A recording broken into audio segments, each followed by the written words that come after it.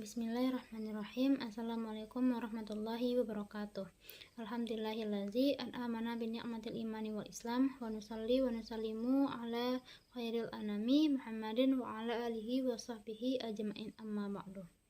Segala puji bagi Allah, Tuhan semesta alam, dan atas berkat rahmat dan hidayahnya sehingga kita selalu dalam keadaan sehat walafiat serta selalu dalam keadaan lindungan Allah Subhanahu wa taala.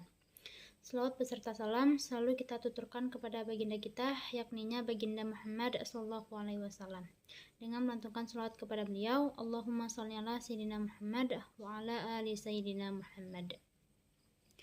Tanpa memperpanjang kata mukadimah, langsung saja dengan saya Hanifah Muslimah dengan NIM 2230203029 dari program studi Hukum Tata Negara Siasah. Di video ini, saya akan menjelaskan tentang konstitusi negara Turki. Video ini saya buat untuk memenuhi tugas dalam mata kuliah perbandingan hukum tata negara di dunia Islam yang diampu oleh Bapak Profesor Dr. Haji Zainuddin MA, serta ucapan terima kasih kepada beliau atas bimbingannya selama perkuliahan, sehingga saya dapat menyelesaikan tugas mata kuliah perbandingan hukum tata negara di dunia Islam ini. Konstitusi negara Turki. Turki merupakan negara dengan mayoritas penduduk muslim yang terletak antara Eropa dan Asia. Secara geografis, berbatasan langsung dengan 900 km bagian tenggara Suriah dan Yunani sebagai batas wilayah barat, sehingga memiliki akses yang strategis antara gerbang timur dan barat. Kondisi strategis tersebut yang mempengaruhi geopolitik Turki dalam menjalin kerjasama dengan negara-negara di berbagai kawasan. Fleksibilitas politik luar negeri Turki yang berdasarkan dengan Islam menjadikan Turki sebagai percontohan penerapan demokrasi di negara Islam dan Afrika Utara. Berdasarkan latar belakang negara Turki tersebut, tentunya menjadi hal yang menarik bagi kita untuk menelusuri lebih jauh bagaimana sih konstitusi negara Turki ini. Lebih lanjutnya, yang pertama, bentuk negara. Menurut pasal 3 Konstitusi Turki, Turki berbentuk negara kesatuan. Pada pasal 3 tersebut berbunyi, negara Turki dengan negara dan bangsanya adalah satu kesatuan yang tak terpisahkan. Berdasarkan pasal tersebut, dipahami bahwa Turki merupakan negara kesatuan yang tidak dapat dipisahkan antara negara dan bangsanya. Dalam Konstitusi Turki tahun 1982 yang sudah diamandemen tahun 2011, pada pasal 1 dijelaskan bahwa bentuk negara Turki adalah negara republik. Kemudian pada pasal 2 dijelaskan ciri-ciri Republik Turki adalah republik sekuler, sosial, demokratis yang berdasarkan supremasi hukum. Dalam pasal 4 dijelaskan bahwasanya tidak diperbolehkan mengubah ketentuan pasal 1 Konstitusi Turki yang menentukan bentuk negara republik. Dalam pasal 6 tentang kedaulatan disebutkan bahwa kedaulatan negara Turki milik bangsa tanpa syarat. Bangsa Turki menjalankan kedaulatannya melalui badan-badan yang dipercayakan kepadanya, sebagaimana ditentukan oleh prinsip-prinsip yang diatur di dalam konstitusi. Tidak ada individu atau kelompok yang dapat didelegasikan hanya untuk menjalankan kedaulatan. Tidak ada orang atau badan yang boleh menjalankan kekuasaan negara apapun tanpa berdasarkan konstitusi ini. Dari sini dapat disimpulkan bahwa bentuk dari negara Turki adalah negara kesatuan yang berbentuk republik. Kedua, sistem pemerintahan. Awalnya, sistem pemerintahan Turki menggunakan sistem pemerintahan parlementer. Presiden selaku kepala negara dan Perdana Menteri selaku kepala pemerintahan. Sejak amandemen konstitusi tahun 2007, Presiden Turki dipilih oleh parlemen. Sistem parlementer yang dilaksanakan di Turki adalah sebuah sistem pemerintahan yang parlemennya memiliki peranan yang lebih penting dalam sistem pemerintahannya. Presiden terpilih kemudian mengangkat Perdana Menteri, dan Perdana Menteri kemudian membentuk Dewan Menteri dengan susunan yang telah disetujui oleh Presiden. Presiden tidak dapat memberhentikan menteri tanpa persetujuan dari Perdana Menteri, karena Perdana Menterilah yang menjalankan pemerintahan di Turki. Perdana Menteri dan Dewan Menteri tidak bertanggung jawab kepada Presiden, melainkan bertanggung jawab kepada parlemen. Itulah yang dinamakan dengan sistem parlementer di negara Turki. Sejak tahun 2007, Perdana Menteri dan Dewan Perdana Menteri bertanggung jawab kepada parlemen, bukan presiden. Ini yang menguatkan bahwa sistem pemerintahan parlementer. Sistem pemerintahan Turki yang awalnya parlementer berubah menjadi presidensial.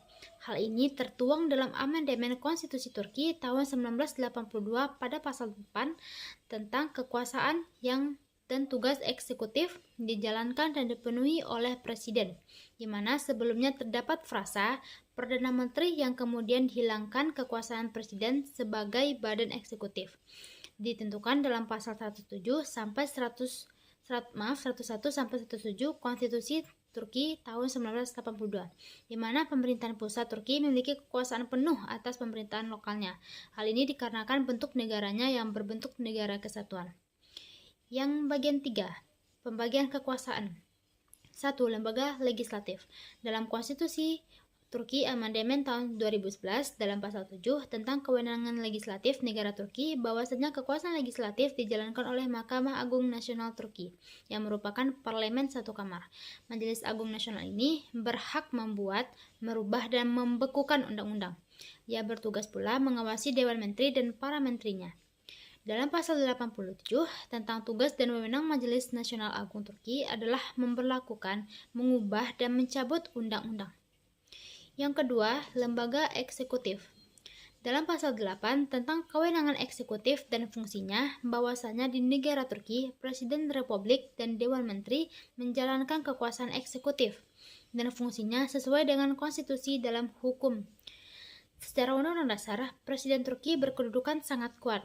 Adapun tugas dan wewenang yang harus dijalankan oleh Presiden adalah menunjuk Perdana Menteri. Yang ketiga, lembaga yudikatif.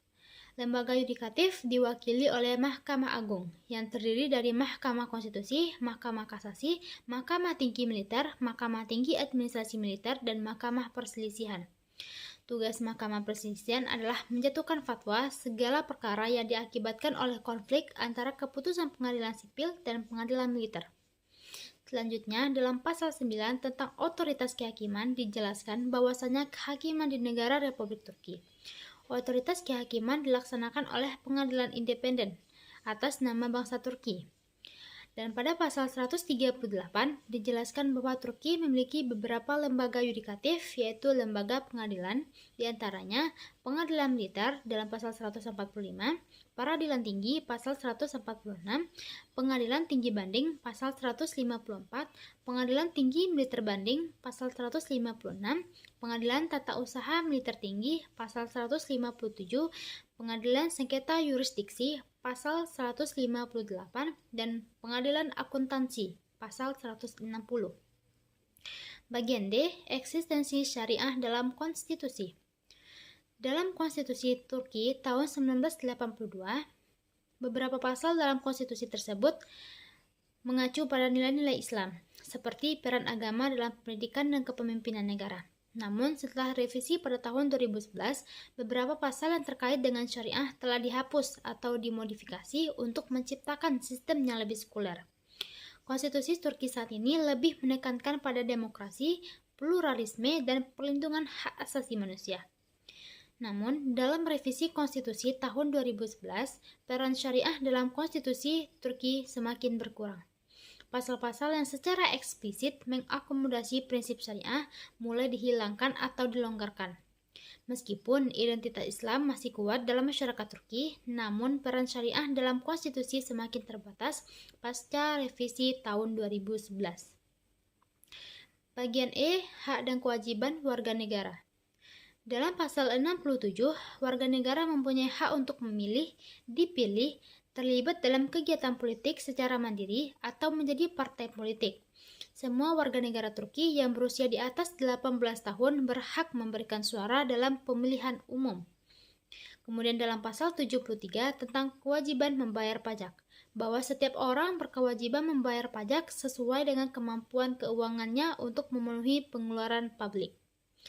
Yang terakhir, poin F, yaitu pelanggaran HAM di Turki. Pembatasan kebebasan berpendapat dan ekspresi. Setelah upaya kudeta pada tahun 2016, Turki memperketat pengawasan terhadap media dan aktivis.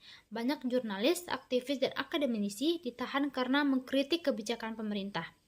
Yang kedua, pelanggaran hak perempuan dan hak anak. Meski ada peraturan yang melindungi perempuan, kekerasan terhadap perempuan dan anak masih marak. Beberapa kelompok menyatakan bahwa pemerintah gagal memberikan perlindungan yang memadai. Yang selanjutnya, pembatasan kebebasan beragama. Walaupun secara resmi menjamin kebebasan beragama, terdapat kasus intoleransi terhadap kelompok agama minoritas terutama di tingkat sosial. Demikianlah uraian singkat mengenai konstitusi Turki. Ucapan maaf atas segala kesalahan dalam penyampaian informasi ini. Wabillahi taufiq wal hidayah. Assalamualaikum warahmatullahi wabarakatuh.